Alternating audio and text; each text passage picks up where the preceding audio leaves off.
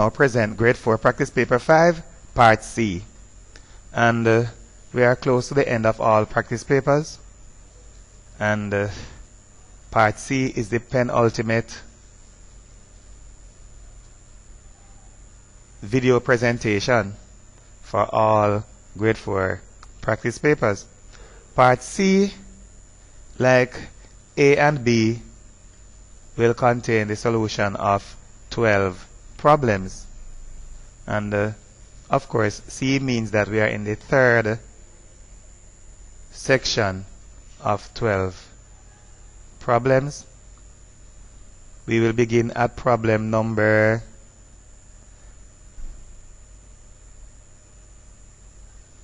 25 and we will end at problem number 36.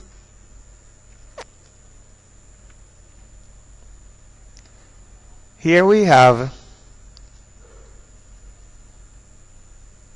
a portion of a calendar, and the calendar has August of 2015. So what we have on the screen right here is the month of August in 2015, and the problem is based on this month that we have represented here. On which day did August begin? Can you? Saturday. Okay, so Jerry is telling me already that it is on a Saturday that August began. The question is about August 2015, the month of the calendar that we have right there. So the month of the calendar that we have is August in 2015, and the questions are based on that month. Which day did August begin? Which day? The answer that we are looking for should tell us the day. The day, for example, on a Monday, Tuesday, Wednesday, or Friday. So the day on which August begins. A month begins on day 1. Let us first identify the first day of the month. The month begins on which day? 1. Day 1. So let us find the day 1. It is right there. Day 1. It is easy to identify the day of the week that is associated with day 1. It is right below the heading. So day 1 is right below the heading that tells us the day of the week that we are in. It is right on Saturday. This tells us that the month began on Saturday. The correct answer is therefore option C.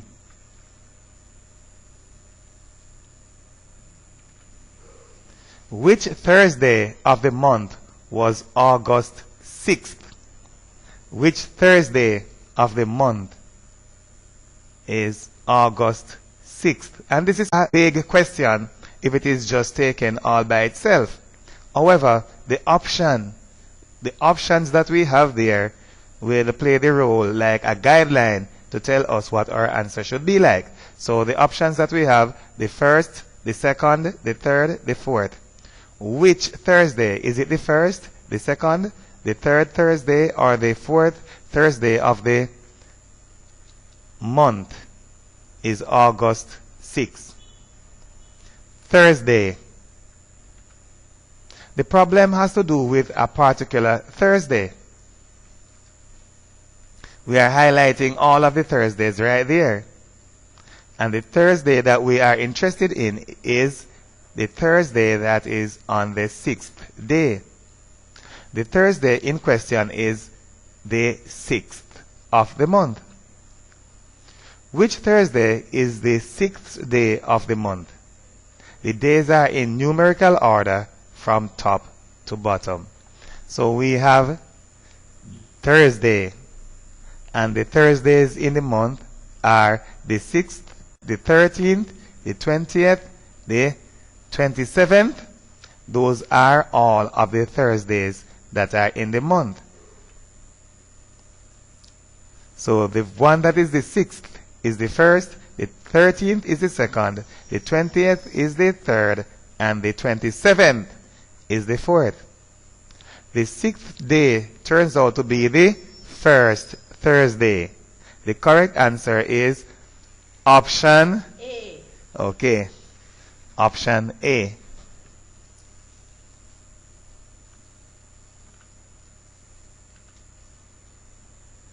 If we traverse the month beginning on the first day, the 6th of August will be the first Thursday that we will encounter. So we are focusing on August 6th. And if we begin at the first day and we continue until we get to August 6th, let's see what will happen. Right. Is there any other Thursday that we encountered with before we got to the Thursday of the 6th? No. Right. There's no other Thursday that we encountered with before we got to Thursday of the 6th. And there's a reason for that we'll discuss in a few seconds. Therefore, the 6th has to be the first Thursday of the month. Additionally, any day of a month that is less than day 8 has to be in the first week of the month. Therefore, day 6, being a Thursday, has to be the first Thursday of the month. I hope you understand that, Jerry. Yes, sir. How many days are in 1 week? 7. Right. Therefore, if we are talking about a particular day of a month, and that day is within the first week, and the first week will begin on day 1 and end on day 7. Right. So as long as the days are from 1 to 7, then that day has to be in the first week of the month. Therefore, day 6th has to be, whichever day it is on the first such day in the month. So if it were a Friday, then it would have been the first Friday of the month because it is within the first week. So any day that falls from day 1 to 7, or we may say, as we said it before, any day that is less than day 8 in the first week of the month, and must be the what? First such day in that month. Before solving the problem, let us take a look at the hands of the clock and see how they are used in telling the time. The short hand is which hand, Jerry? The hour hand. Right, it is the hour hand. The numbers on the clock are hours. The hour hand tells the hour of the day that we are in. It is usually shorter than the minute hand. So the hour hand, which is which one? Which is the shorter and the stouter hand, tells us which hour of the day we are in.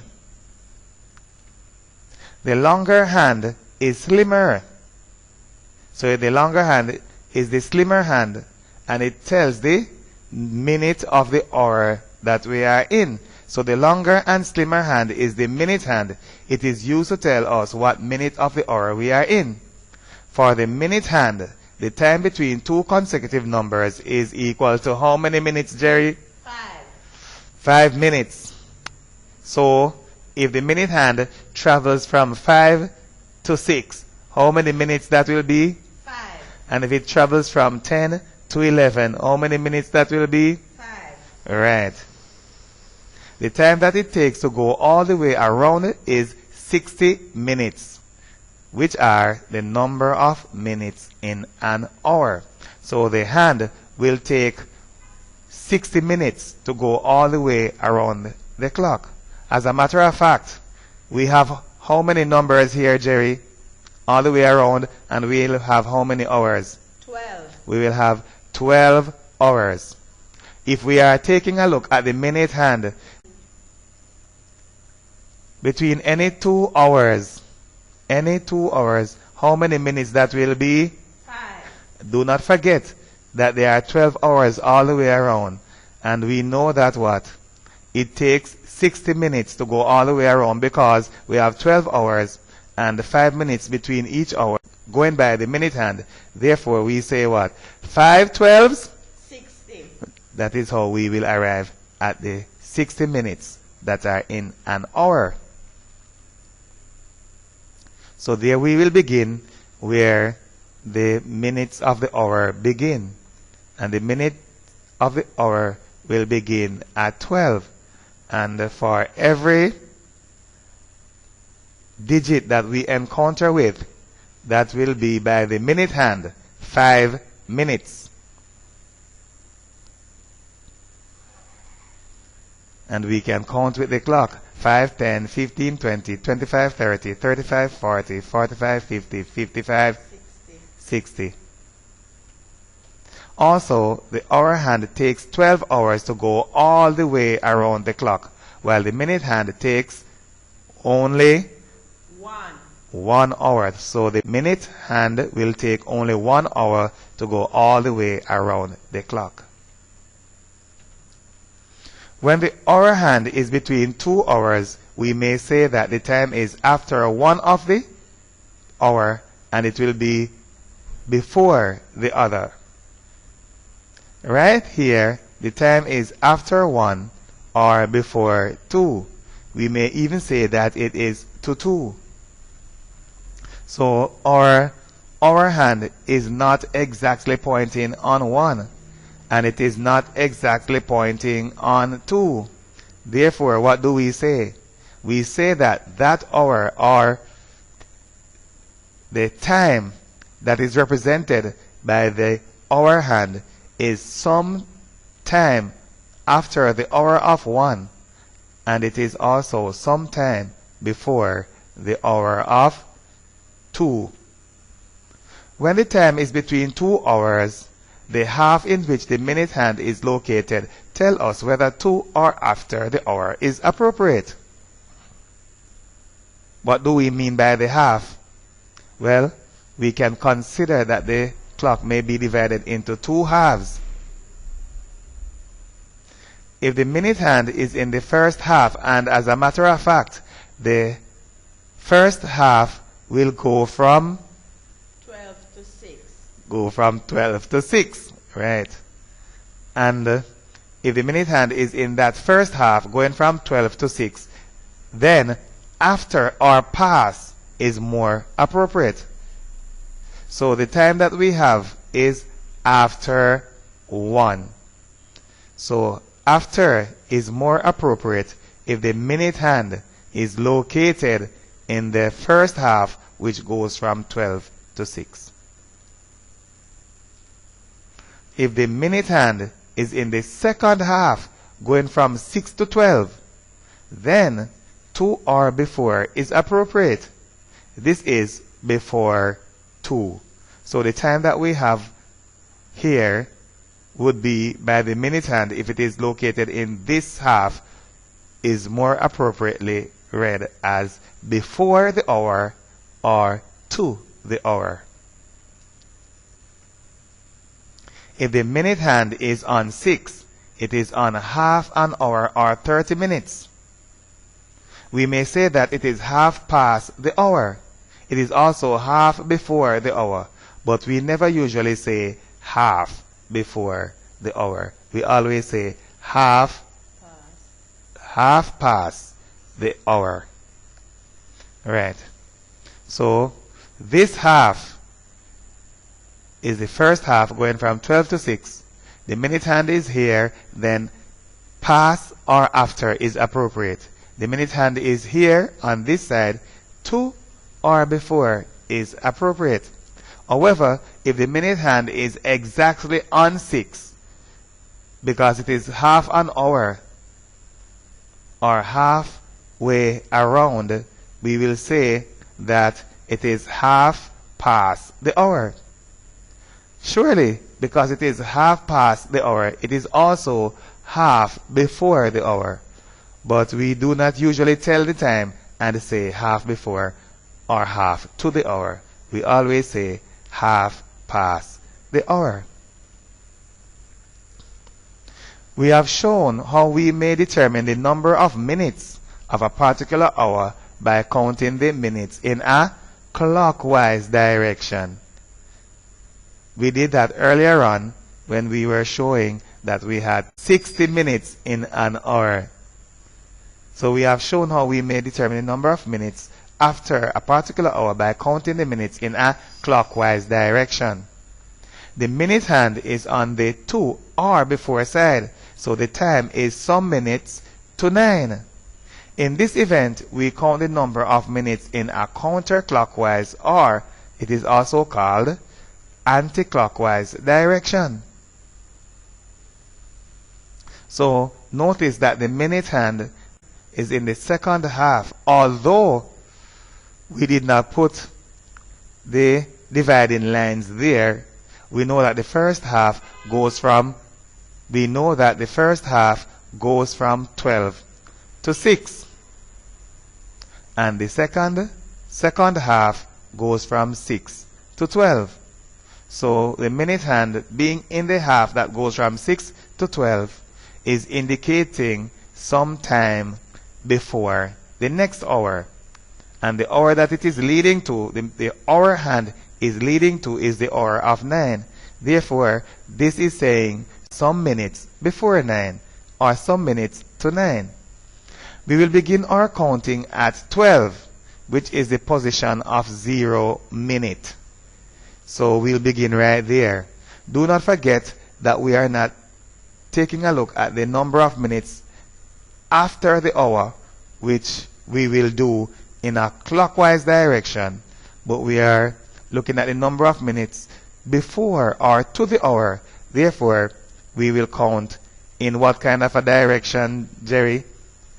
Anti-clockwise. Right, anti-clockwise direction. The number of minutes before 9 may be determined. That is very quick.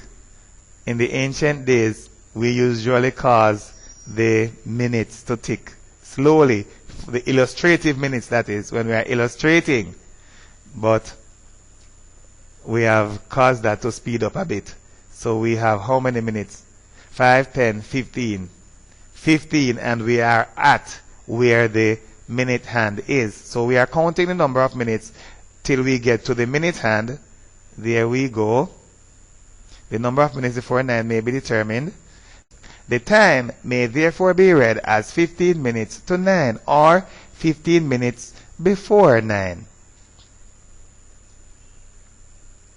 A period of 15 minutes is a quarter of an hour, and those periods may be indicated on the to or past side. So we have a quarter of an hour on that side, and we have a quarter of an hour on the other side. So the one on the past side is a quarter past, and the one on the to or before side is a quarter to. When the minute hand is pointing on 3, we say that it is a quarter past the hour, and when it is pointing on 9, we say that it is a quarter to the hour. The time indicated is therefore quarter to 9. The time that we have indicated. Let's take a few steps back. We have the minute hand pointing on 9, and the hour hand is between which 2 hours, Jerry? 8 and 9. Right. Therefore, if the hour hand is between 8 and 9, we are sure that the time can either be read as after 8 or before 9. And we are saying that because the minute hand is on the side going from 6 to 12, then it is more appropriately read to or before. So we are saying that it is after 8 or before 9 but we are opting to use before or to 9 because the minute hand is on the 2 side of the clock. The time indicated is therefore 8:45. The 6th hour is halfway around the clock. When the minute hand is on 6, the time is half past the hour. Although it is also half to the other hour, we never say half to the hour. When the time is given digitally, the number representing the minutes is in reference to the time after the hour. So when we have a digital display of the time, the minutes are usually in reference to the time after the hour. And of course, what we have is usually this indicator that is blinking all the time, separating the hours that are on the left hand side and the minutes that are on the right hand side. So the numbers that we have here are in reference to the minutes, and the minutes are in reference to the time after the hour. So what we have is actually 8:45, which means that it is 45 minutes after 8, which we will read on the analog clock to be 15 minutes before 9.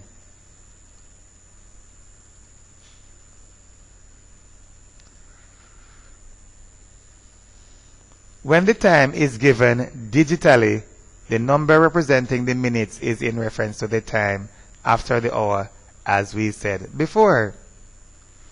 So the clock shows 5:20, which is another way of telling the same time shown on the clock.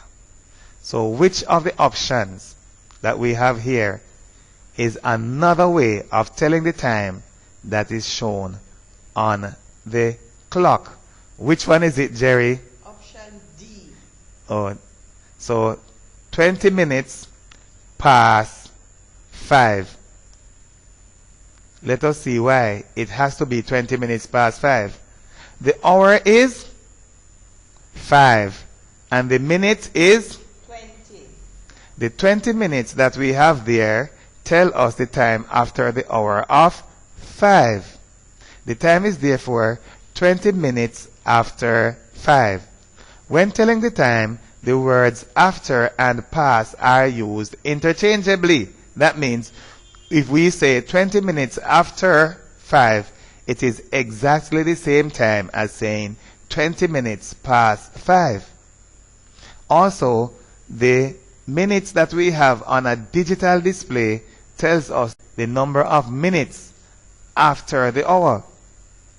So the hour is 5 and we have 20 minutes. That will be 20 minutes after 5, which we know to also be 20 minutes past 5. And option D is therefore correct.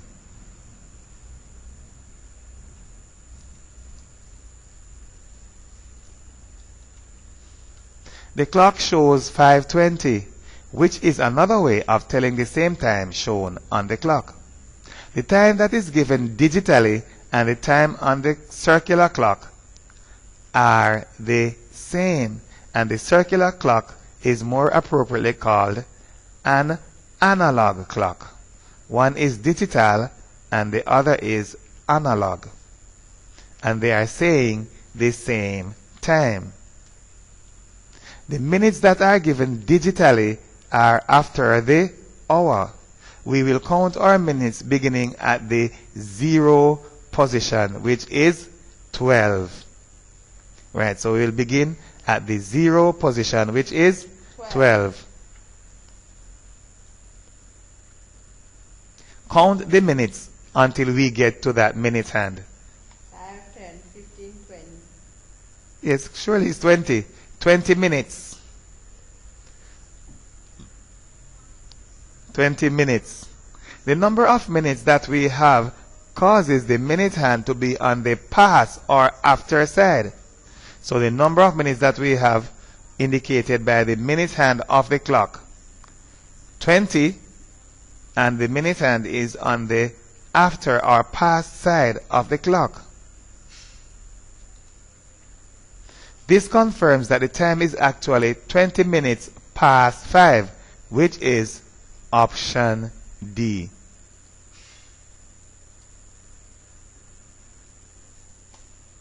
Which is usually measured in centimeters?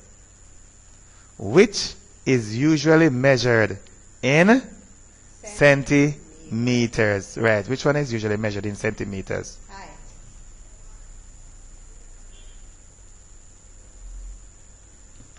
Height. Centimeter is a unit of length. Which one in the option is a quantity of length? Which one in the option is a quantity of length? Which one? Height. Height is a quantity of length. Height. In the options, height is the only quantity of length. It is the only one that may be measured in centimeters. Option B is therefore correct. Only height is a quantity of length. On the ruler that we have, the unit on the upper edge is millimeter and the lower edge has Centimeters. right, centimeters. Heat cannot be measured directly. However, heat is somehow related to temperature. Temperature may be easily measured by a thermometer. So there's your thermometer. And a thermometer is used to measure Heat. Temperature. right. So the thermometer is used to measure temperature. And the temperature is related to how hot, right? Heat, how hot or cold something is. Later, you will learn what heat and temperature really are. For now, temperature tells how hot or cold something is. So later on, we will take a look at what heat and temperature really are. When we mean later on, we don't mean on this video presentation, but when you are studying in school. Maybe when you get to high school, you will get a very good understanding of what heat really means. So the thermometer is not used to measure the amount of heat, but the temperature of something.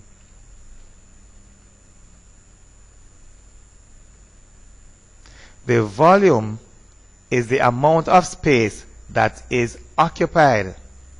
Some laboratory instruments that are used to measure volume are beakers and measuring cylinders. And they are used to measure, what are they used to measure? Volume. Right, they are used to measure volume. And the volume will tell us the amount of space that something occupies. In this case, the volume of a liquid may be measured by making use of the scale that is on the side of the measuring cylinder or the scale that is on the side of the Beaker. right. So we have liquid going up into the container like that. And there is your scale. And we will use your scale to determine the volume of the liquid that is in the measuring cylinder.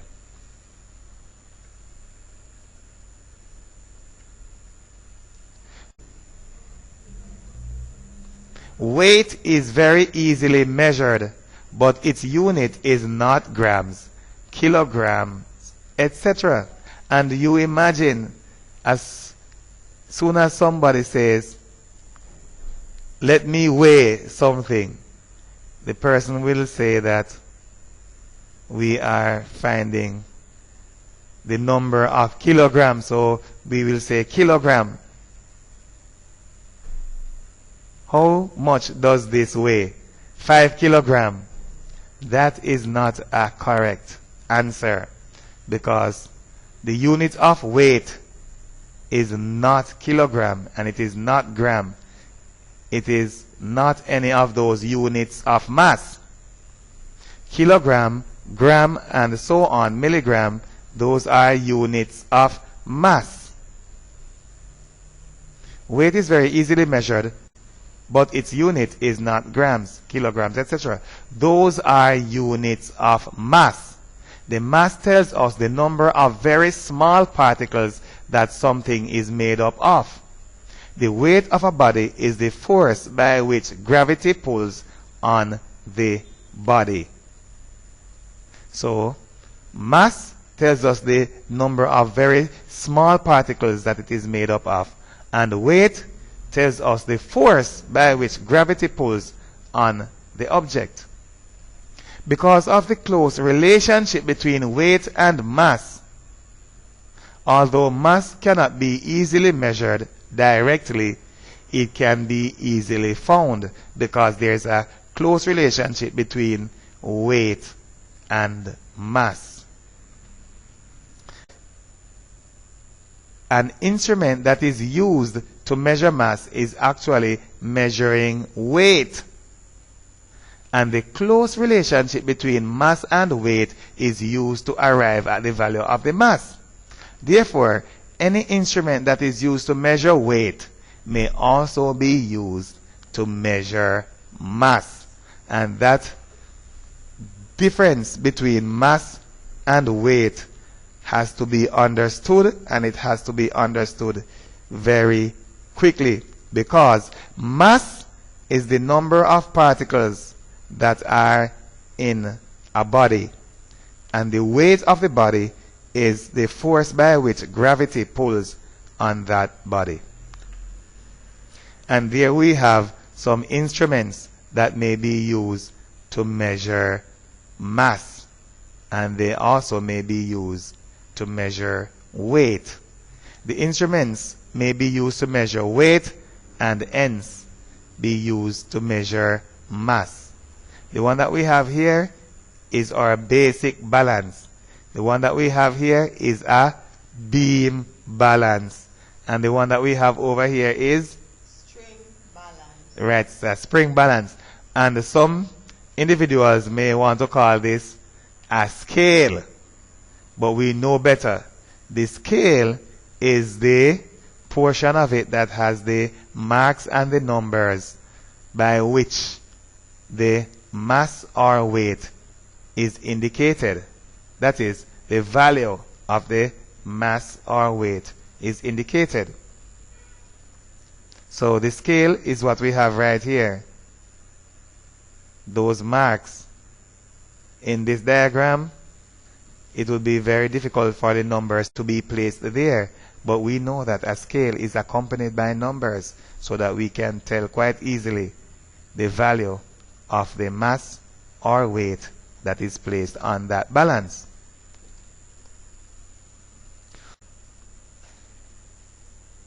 Which would you use a thermometer to measure? Is it daily temperature, length of a book, time of day, weight of a body? Which one would you use a thermometer to measure? Daily temperature. Right. A thermometer is used to measure daily temperature. A thermometer is used to measure temperature, which gives an idea of how hot or cold something is. The correct answer is option A. And there we have your thermometer. For greater details of the discussion on the thermometer, we may take a look at other volumes of the grade 4 numeracy, and those may be volumes 1, 3, or 4.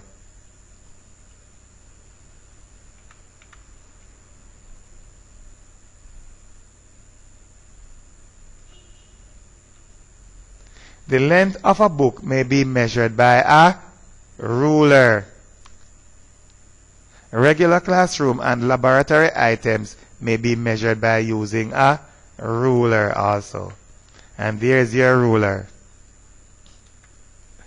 Time may be measured by using a clock. A clock may be digital or analog. The analog clock is usually, but not always, round. It is the one with the hands. The digital clock just has digits. So we have our two clocks right there. The digital one is the one with the digits, just digits alone. And the analog clock is the one that is usually circular, but is not always circular.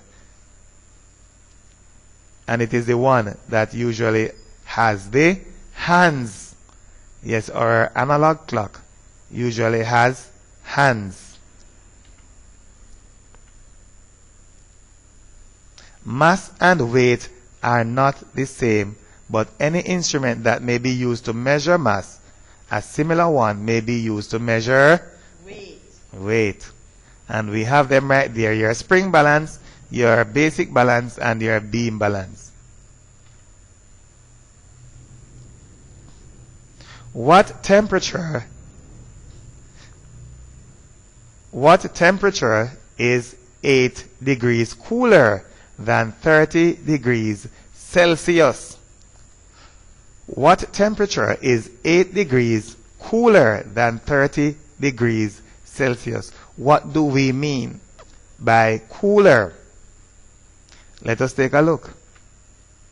8 degrees cooler. On a thermometer, the larger numbers represent warmer temperatures, and the smaller numbers represent cooler temperatures. So the higher we go in temperature, that means the hotter it gets, the larger the numbers that are used to measure or to indicate the temperature. So the hotter temperature are associated with the larger numbers, and the cooler temperatures are associated with the smaller numbers. 8 degrees cooler means 8 degrees less. Which is hotter? The one that is 8 degrees cooler or the one that is 30 degrees? 30 degrees. 8 degrees. Right, 8 degrees cooler. 8 degrees cooler means 8 degrees less. The number representing the cooler temperature must be less than 30. We will subtract 8 from 30 because cooler means that the temperature is less. So to get a smaller temperature, what will we do? Subtract. We will subtract because cooler means smaller in the value representing the temperature. 30 minus 8. We cannot take 8 from 0. We want to say 30 minus 8. 8 from 0. We cannot take 8 from 0, so we go to the greater place value and rename 3. Renaming 3, we will take 1 unit from here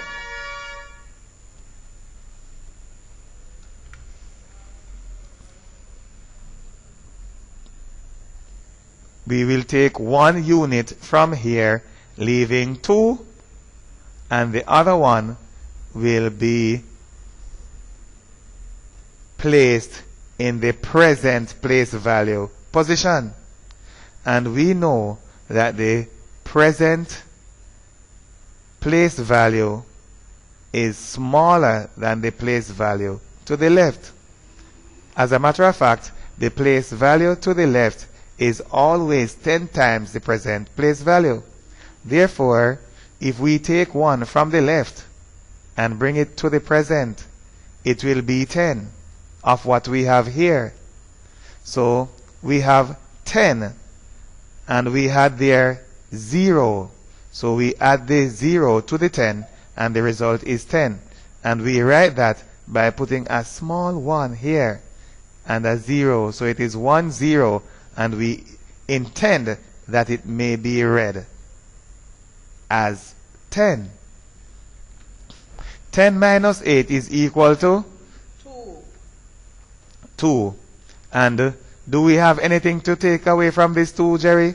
No. What will we do then? Bring down the 2. Okay, so the 2 will be taken to the place value where it belongs, right there. And the final answer is 22 degrees Celsius. The correct answer is 22 degrees Celsius, and this is represented by option B. B.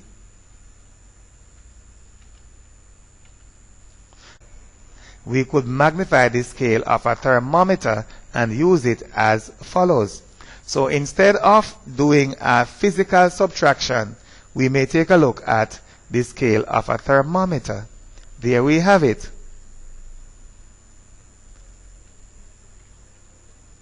Go to 30 degrees. The temperature is 8 degrees cooler than 30 degrees Celsius. So we will begin at 30 degrees Celsius. So we will go to the 30 degrees marker. Right there. The 30 degrees marker is right there. We need to go cooler by how many degrees, Jerry? 8. 8 degrees. This means that we need to decrease the temperature by 8 degrees. The final answer will be larger or smaller. Smaller. It will be smaller. Using our pointer, let us step by 8 degrees, getting cooler each time. The number representing the temperature will get less. Will we be going up or down, Jerry? Down. Right, so the number representing the temperature will get less. So let us go. Step by 8.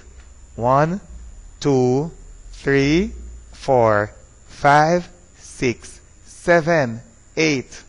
There we go. We have what? 22 degrees Celsius. So let us do that. We are at 30 and 8 degrees cooler. 2, 3, 4, 5, 6, 7, 8. Right. Again, we end at 22 degrees Celsius. This confirms our answer as option B. Option B. While this method is valid for all similar cases, it might not be time efficient in an examination. However, it may be used for practical illustration or demonstration.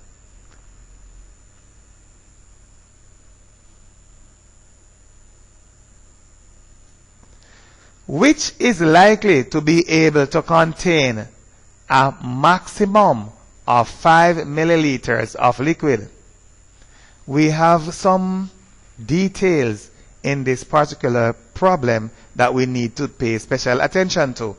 However, we will not try to do it all at once, but by the time we are through with the presentation of this solution, then I think that we would have covered every single one of them. 5 milliliters, Jerry, milliliters. Which one do we imagine will have a maximum of 5 milliliters? A spoon, a small spoon. Right, a small spoon.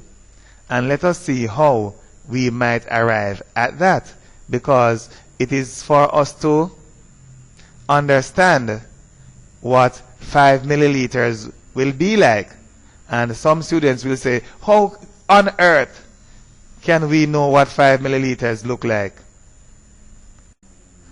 But there's a way to figure out what 5 milliliters will be like. Our main focus will be on the 5 milliliters. Let us attempt to understand what 5 milliliters of liquid looks like. What 5 milliliters look like. Bottle of soda. I am sure, Jerry, that you know what a bottle of soda looks like. Yes. Correct. Right. And that bottle of soda is 500 milliliters. right. So a regular bottle of soda is something that we are quite familiar with. That bottle of soda has a volume of approximately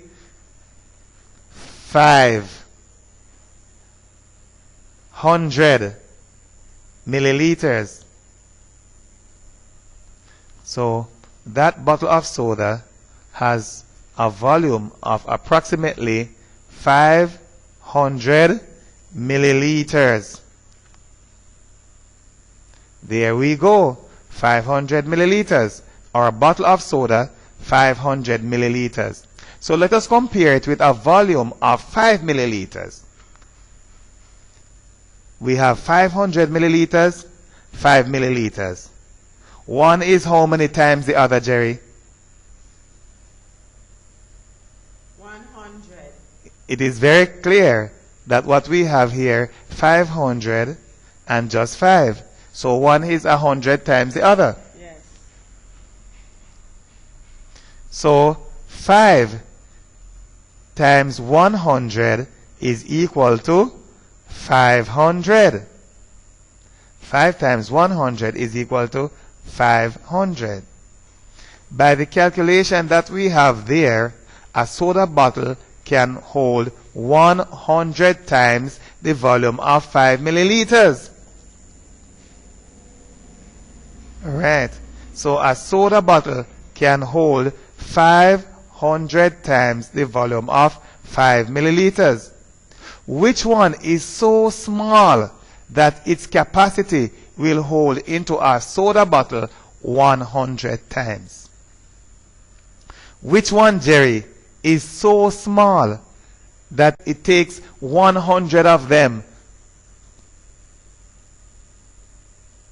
to bring a soda bottle to its capacity? Which one is so small? It must be the Spoon. right, it must be the spoon. Only the spoon can be so small that a soda bottle can hold 100 of them. A small spoon. Now we are making reference, making a comparison, and we are using a soda bottle as our item of reference. We are quite familiar with the soda bottle. So if we are using something as our item of reference, it must be something with which we are quite familiar. Surely we are quite familiar with a soda bottle. There's no difficulty in that. But we know that a soda bottle is approximately 500 milliliter. Therefore, if that 500 milliliter is compared with the 5 milliliter that we have in the statement of the problem, that 500 milliliter is 100 times the 5 milliliters. So if the soda bottle is 500 milliliter, it will be able to hold 5 milliliters 100 times. So what is it that we have there that is so small that it will hold inside of that soda bottle 100 times? The small spoon, and it is represented by option C.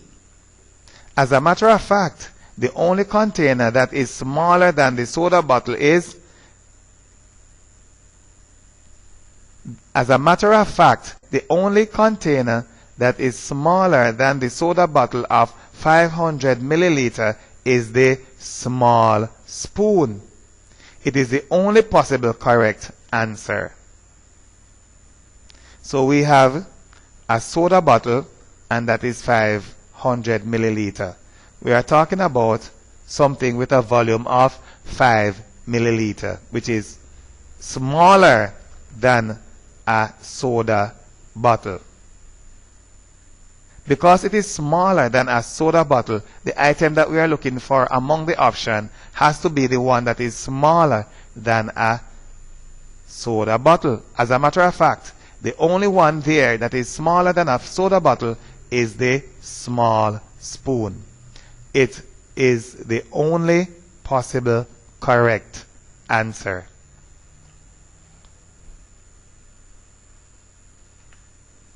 As a matter of fact, it will take many bottles of soda to fill a bucket and many buckets to fill a tank. So we are looking at the relative sizes of the containers that we have there among the options. So we have the smallest one is the small spoon. Then next a bottle of soda, then a bucket, and finally a water tank is the largest. So the smallest one is the small spoon, followed by the bottle of soda, then a bucket, and then a water tank is the largest. So the only one that is smaller than the soda bottle is a small spoon, and it has to be our correct answer. There we have an ordering of the containers from the smallest to the largest. The word maximum cannot be ignored. The word maximum in the question is also very important. This is because all of the containers can hold 5 milliliters. However, our correct answer should not hold more than 5 milliliters, because we are saying a maximum of 5 milliliters. That means the container that we are talking about should not be able to hold more than 5 milliliters. Because what? All of the containers that we have there will be able to hold 5 milliliters, because it can hold 5 milliliters and more, each one, except the small spoon can hold 5 milliliters or more. So the word maximum tells us that it cannot hold more than 5 milliliters. That means it is very small and will hold 5 milliliters or less. So the word maximum is very important to the interpretation of the problem. The area of the shaded square below is 1 centimeter squared. What is the area of the shape B? The shaded one is what? 1 centimeter squared. And we are to determine the area of the shape that is labeled B. The number of squares will tell us the area of the shaded region, but their borders are not visible, Jerry. We cannot see their borders. So how many squares do you think we have there, Jerry, in the shaded region? 10 centimeters square. Okay, so Jerry is saying that we have 10 of those squares. Jerry is saying that we have 10. Let's see. We will therefore count them using the visible squares as a guide. Remember now that we just have the area B, and it is in such a way that we do not see the individual squares that we have here, but we have to determine a way to count them. So we will use the visible squares as a guide. By the time I say that, the squares are going all over the place. So let us begin again. 1, 2, 3, 4. Those 4. And then we will have another 4 going up all the way to 8. And then only 2 left. Right, so we have 1, 2, 3, 4. 5, 6, 7, 8. And then we have 9, 10. We therefore have 10 squares, each 1 centimeter squared in area. The correct answer is option D. Take note of the area of each square, which is 1 centimeter squared. And how many of them do we have? 10. There are 10 of them. And of usually means that we Multiply. So we will take the area of 1 centimeter squared, which is represented by one square, one little square, and we will multiply that by 10. because they are 10 little squares. because there are 10 little squares, or we may say there are 10 of them. Any number multiplied by 1 is that same number, so 10 multiplied by 1 is equal to 10. So the area is 10 centimeters squared. Or we may read it as 10 square centimeters. Which diagram represents a ray? Which diagram represents a ray?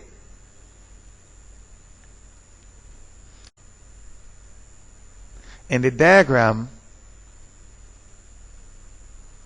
options A to C are related to a straight line. In the diagram of a straight line, there are arrows at the ends that go in directions away from each other. So options A to C are related to a straight line. In the diagram of a straight line, there are arrows at the ends that go in directions away from each other, like that.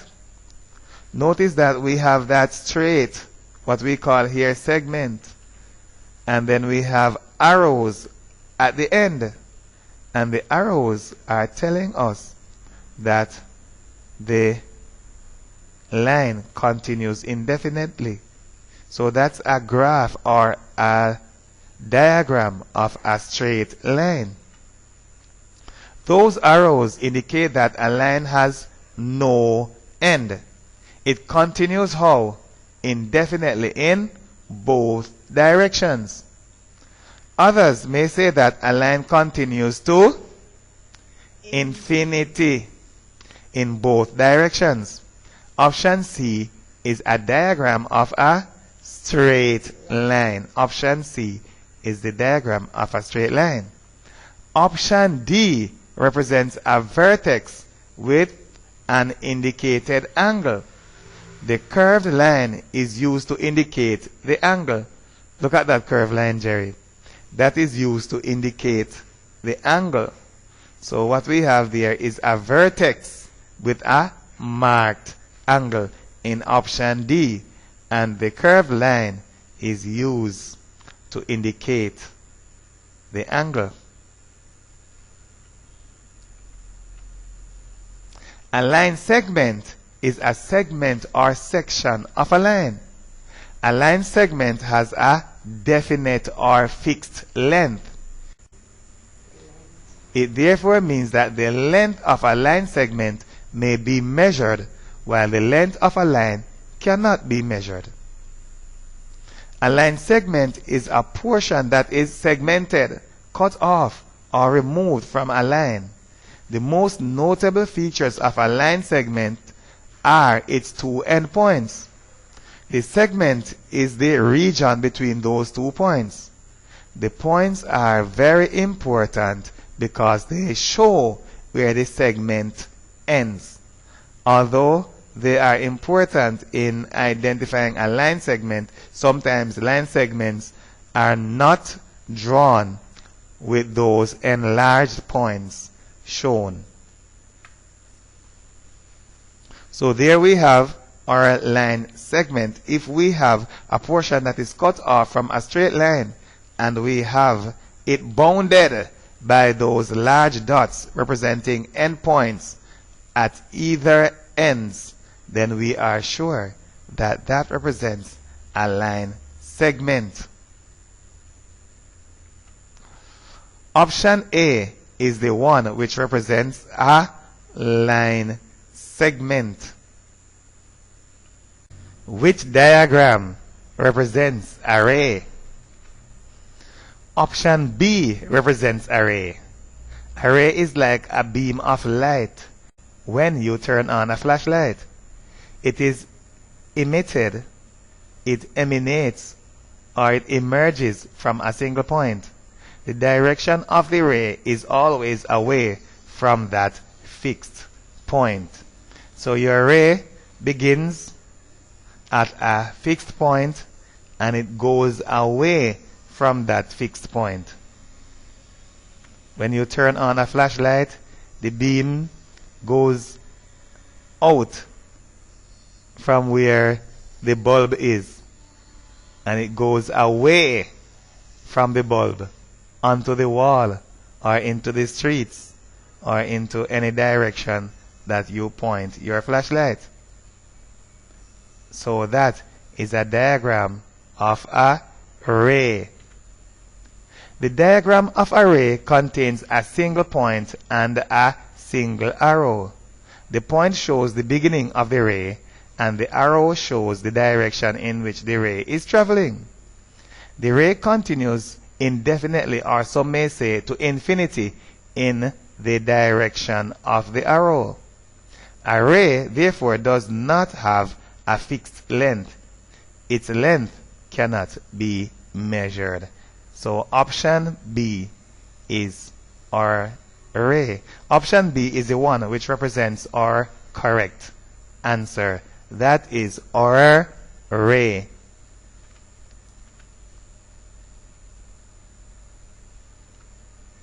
A straight line is a collection of points.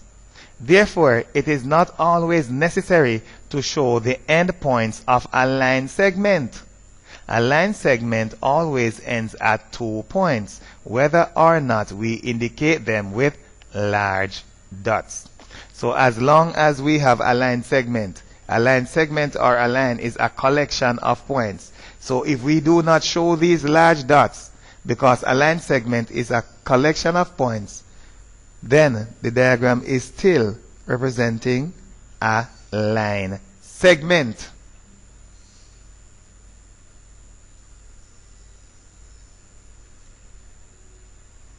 Ray. A straight line is a collection of points. Therefore, it is not always necessary to show the beginning point of a ray. A ray always begins at a point, whether or not we indicate it with a large dot.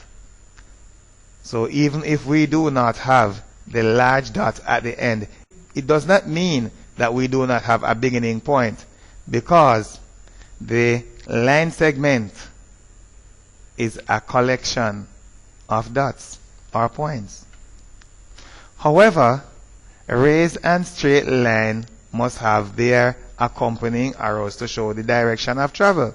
So if we have a ray and if we have a straight line, those have to be indicated by making use of the arrows. They have to be accompanied by the arrows. And the arrows will show the directions of travel. So your ray and your straight line must have their accompanying arrows to show the directions of travel. The arrows must be there to show that the line continues in both directions and a ray continues in a single direction. Which of the shapes, Jerry, is a quadrilateral? And what does quadri mean? 4. Right, quadri and lateral means? Sides. Right. So quadrilateral, 4 sides. Which figure there or shape is a quadrilateral? A. Right. The quadrilateral is in option A because the diagram of option A has how many sides? 4. Right. A quadrilateral is a polygon with 4 sides. Which of the shapes has 4 sides?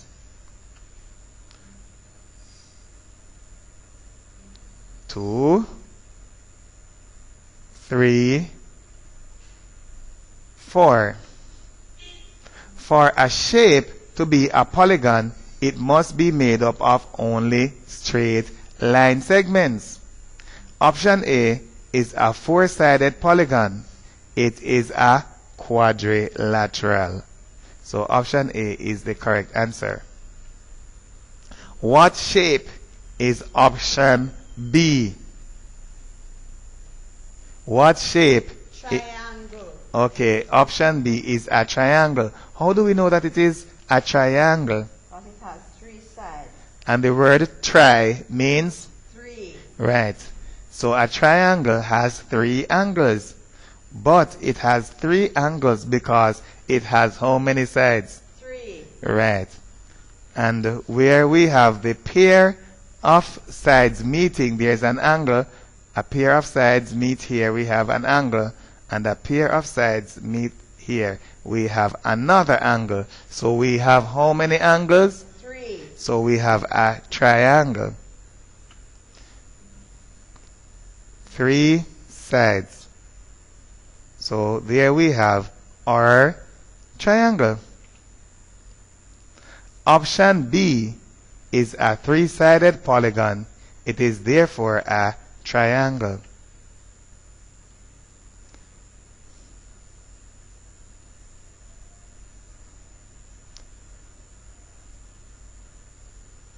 What am I numbering there, Jerry? I am numbering the points. It is called point. And we will give other explanation and description that will cause you to understand what that figure is to a greater extent. So what I'm labeling there, I'm labeling the 5 points of a 5-pointed star. And the star that has 5 points, like we have there, is called a pentagram. Because of those 5 vertices, or we may say 5 convex vertices that are usually called 5 points, the figure in option C is called a pentagram. So we have 5 convex vertices, which are the 5 points of the 5-pointed star, and it is called a pentagram. The prefix pen means 5. Okay. For example, the first 5 books of the Bible are known as the Pentateuch. As a polygon, it is actually a decagon because it has 10 sides. But because it has these 5 points, we call it a pentagram. Right, a pentagram. So our 5-pointed star is a pentagram. But because it has 1, 2, 3, 4, 5, 6, 7, 8, 9, 10 sides, we are sure that it is a decagon. And what do we mean by convex vertices? Those convex vertices are pointing outwards. So they are pointing outside of the enclosed area. This is the enclosed area that we have, and these vertices are pointing outwards. Notice that they are pointing outwards, and that is why they are convex vertices.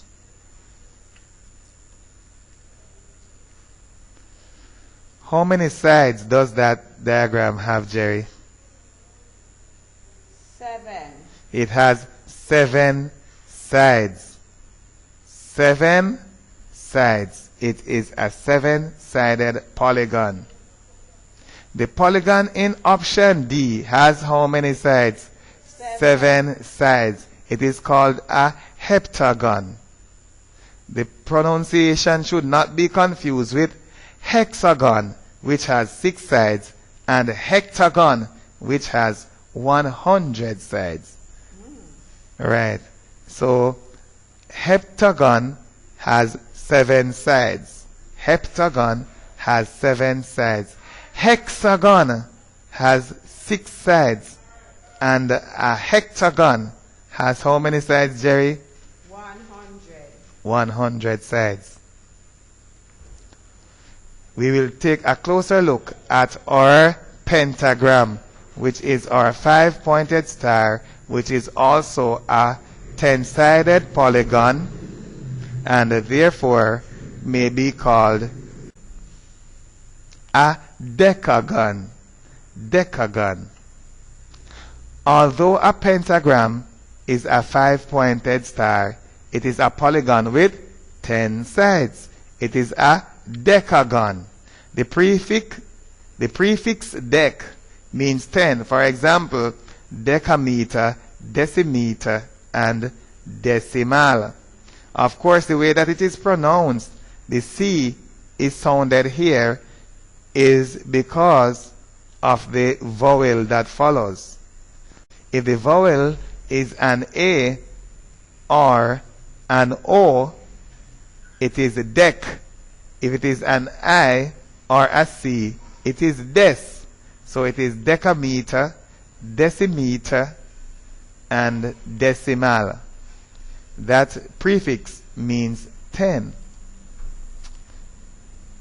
And we are taking a look at the sides of the pentagram that we know to have 5 convex vertices.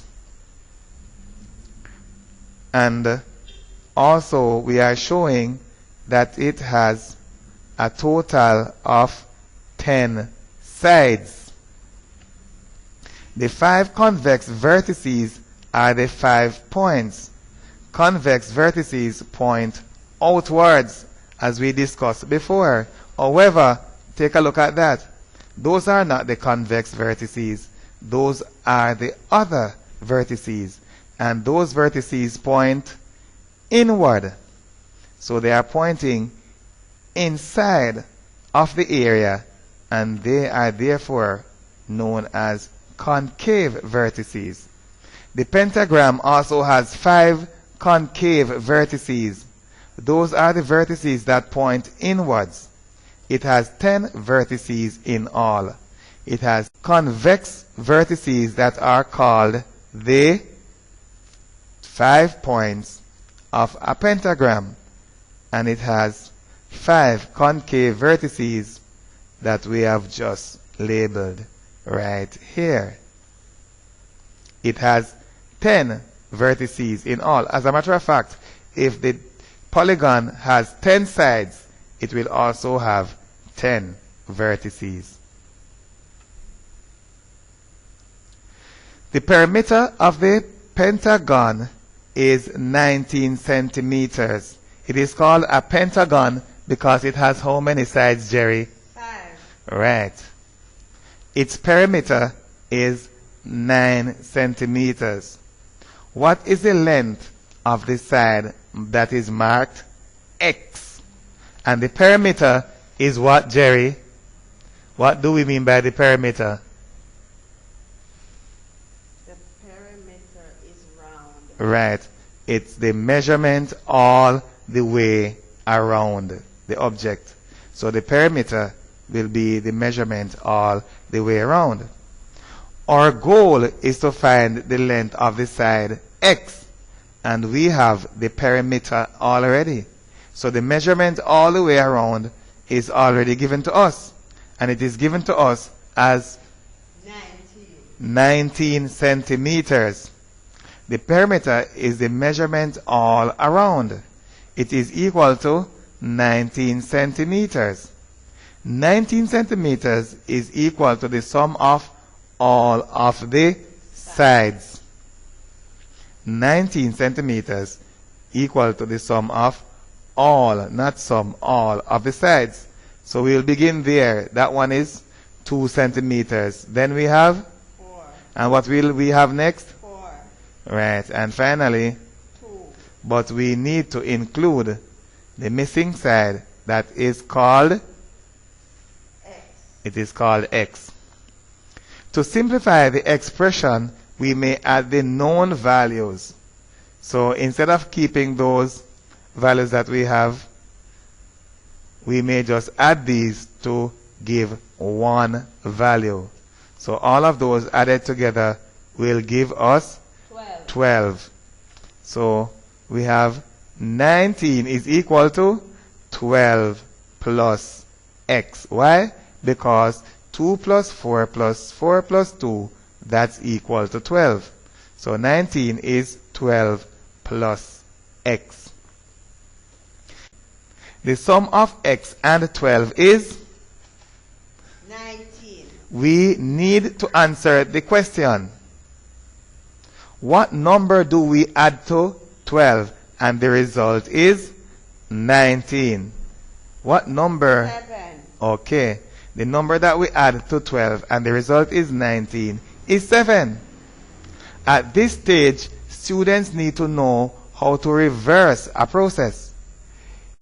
If two numbers are added and the sum is 19, then the other one may be found by subtracting the known value from the sum. And the sum is 19. So if we have two numbers giving a sum, a particular sum, say 15, and we know one to be 7, then if we need to find the other, then we will have to subtract 7 from 15. So in order that we may arrive at our answer, we will have to reverse the addition process. Reversing the addition process means that we need to subtract. And if we do that, we will arrive at our correct answer. So 19 minus 12, and the result is 7, as Jerry said before. And that is represented by Option B. Option B. We may treat the resulting expression as an equation. We need to find x that is in an addition relationship with 12 on the right hand side. So we have 19 is equal to 12 plus x, and that is an equation that we need to solve in order to find the value of X. Find the value of x. Now, in solving the equation, we need to eliminate the 12 from the same side that we have x. So we eliminate the 12, and when we do that, we will just have x on that side. And whatever we have on the other side is what x will be equal to. So if we can manipulate the situation that we have there in order that we may eliminate the 12 from that same side that we have the x, then x is what we have left on that side, and what we have on the other side will be what x is equal to. So our goal is to eliminate that 12 from the right hand side. Finding x by eliminating 12.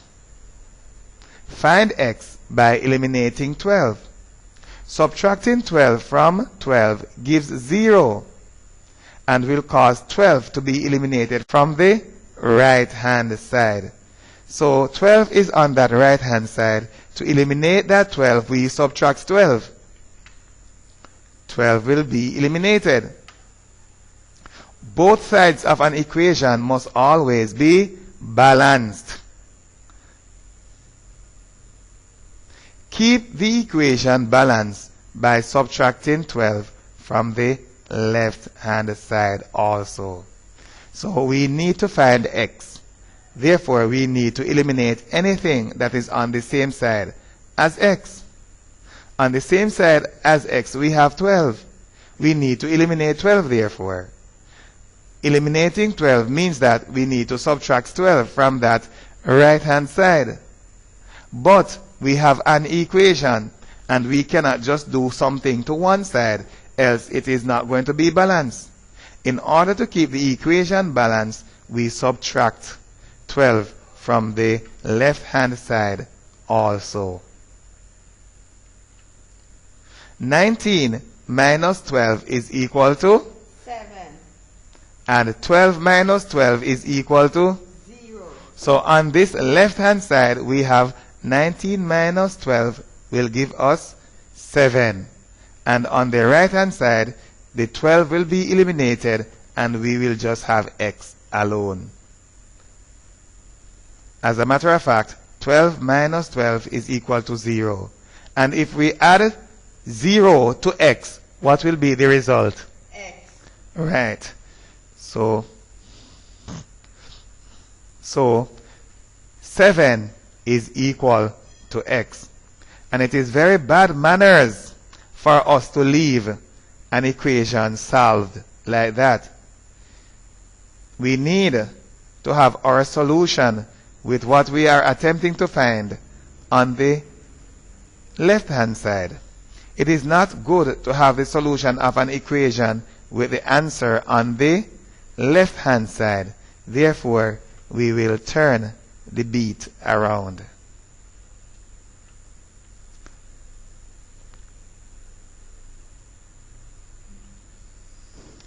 In which diagram is the dotted line a line of symmetry? Option C. Option C. Why do you say that it is a line of symmetry, Jerry? Because it has two halves. Because it is the only one that divides the object into two halves. But dividing into two halves, does that make it a line of symmetry? No. Right, it does not make it a line of symmetry. The two halves need to be mirror images of each other. However, what we see there, it is that only option C has the dotted line dividing the object into two halves. So it is the only possible correct answer that we have. However, we need to take a very good look at what we mean by a line of symmetry, because being divided into two halves, it is not the only property that a line of symmetry has. Dotted line, a line of symmetry. A line of symmetry is one which divides an object into halves that are mirror images of each other. Notice it will divide the object into halves that are mirror images of each other. If one half of an object is reflected in its line of symmetry, then the other half will be obtained in such a way that we will get the entire object. So if we reflect one half in the line of symmetry, then we will get the other half, and when we put those together, the entire object will be formed.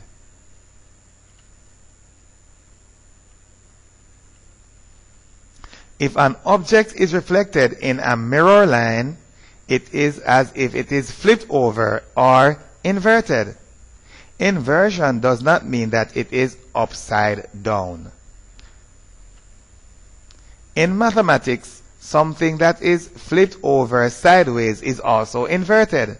We say that it is laterally inverted.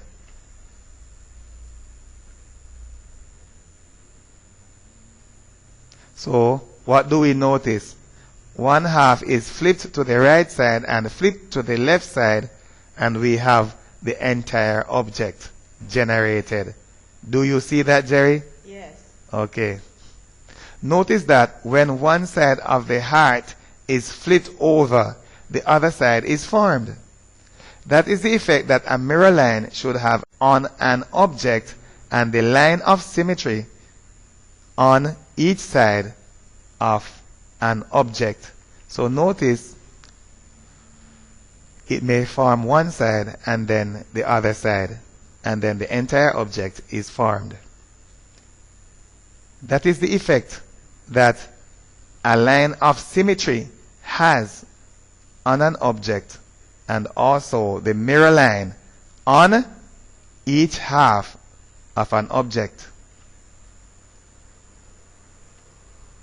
A line of symmetry is one which divides an object into halves that are mirror images of each other.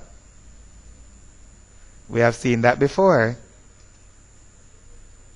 But we are saying that that right side is the object and it is reflected on the left side to give the image. So notice that when we put the object and the image together, we have the entire object being formed, or the entire shape, or the entire figure being formed. One half, and then the other half, and then the entire object is formed. If one half of an object is reflected in its line of symmetry, then the other half will be obtained in such a way that we will get the entire object.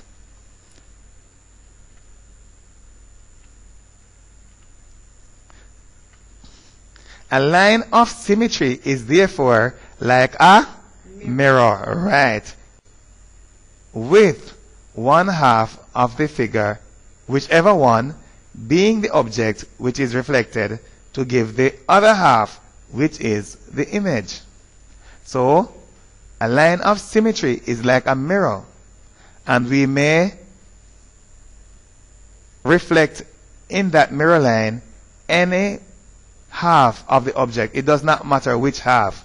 If we do that, then the other half will be generated and the entire object will be formed.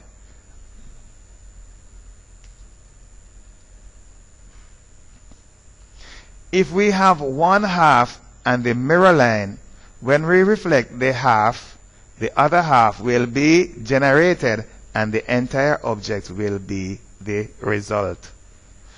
If we have one half and the mirror line, when we reflect that half, the other half will be generated and the entire object will be the result. If we reflect the triangle that we have in the mirror line, we say that the original triangle is laterally inverted or flipped over, like so. The triangle and its image will form an object that is symmetrical about the mirror line. And because if we put the object and its image together, it will be symmetrical about the mirror line. Therefore, the mirror line right there is a line of symmetry. The mirror line is therefore called a line of symmetry. Students are required to be visually familiar with an object and its image relative to a mirror line. As such, they should be able to tell if an object is symmetrical about a particular line. If an object is symmetrical about a particular line, then that line is called a line of symmetry. And what does symmetrical mean? That means each half is a mirror image of the other. In which diagram is the dotted line a line of symmetry? The first thing to identify about a line of symmetry is that it divides the object into two halves. Right. So if we have an object that is divided into two halves, quite likely it is the one that contains the line of symmetry. However, that is not necessarily the case that it is a line of symmetry, because the two halves must be mirror images of each other if the line is a line of symmetry. However, if the other options as we have there do not have their objects divided into halves, then we are sure that they do not contain a line of symmetry.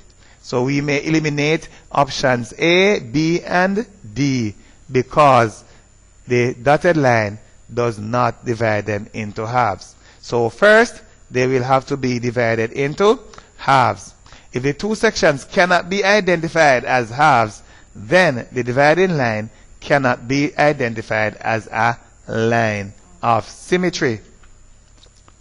Halves are not just any two sections of an object. Halves must be equal. Which option has the dotted line dividing it into halves? Which option is that? Option C. Option C is the only option that contains halves. Only option C has the dotted line dividing the heart into halves. Using the mirror line as a dividing line, let us take one side of option C, flip it around. And when we say flip, we mean laterally invert it and see what happens.